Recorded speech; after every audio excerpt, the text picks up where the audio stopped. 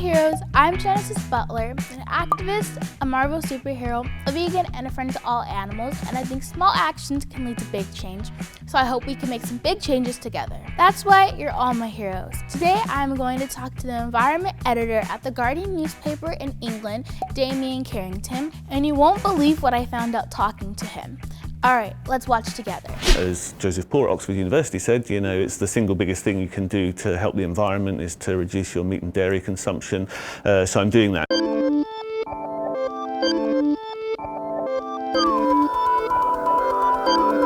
Who are you and what do you do? My name's Damien Carrington and I am the environment editor at the Guardian newspaper. So for the environment, what do you talk about basically? The coverage we do is there's a lot of climate change. We do a lot around pollution, whether that's air pollution or chemical pollution or pesticide. But more and more in the last couple of years I've been writing about the impact of livestock, so cattle mostly, on the environment, because I don't think people realised how enormous that impact was until relatively recently. But the science has really shown very, very dramatically how it has an impact both on emissions for greenhouse gases, methane and CO2, but also polluting the oceans, also leading to rainforests being chopped down. So that's something that I've got really interested in myself in the last year. Why is it important for people to change their diet? We can't beat climate change unless there's a big drop in the amount of meat that's eaten all around the world, particularly in rich countries, because the emissions both from chopping down trees and also the methane that comes from livestock will just blow the budgets for greenhouse gases by the middle of the century. Also, millions of people could live longer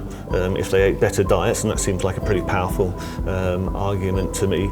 And of course, in many instances, livestock industry treats animals really badly, and that's something which a lot of people don't feel okay about either. So I think for all those three reasons, it's really important. I don't know about you, but I absolutely want to live longer.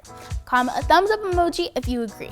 How do people react when you post papers about animal agriculture? Are they happy about that, or? As a journalist, I obviously have interactions with people who are involved in the businesses. They have one reaction. Quite interesting also is the reaction from the general public, because we have big readership all over the world. The piece I wrote just before Christmas saying I was looking forward to my first vegan Christmas was kind of interesting, because actually I had quite a lot of people saying, "Oh, cool article, thanks, gave me something to think about, it was nice and balanced, wasn't too preachy, wasn't kind of trying to shove it down my throat, But then you've got really negative reactions as well, people who just said it's a load of lies, how can you get away with this, who just felt very challenged, I think. How do we get more people and more reporters to talk about animal agriculture? In my job in the newspaper, the media has a big role to play, and we currently have a project here at the Guardian called Animals Farmed, which is trying to shed light on some of the practices in that area, but I think in a completely different way, and you're very good at this yourself, through social media.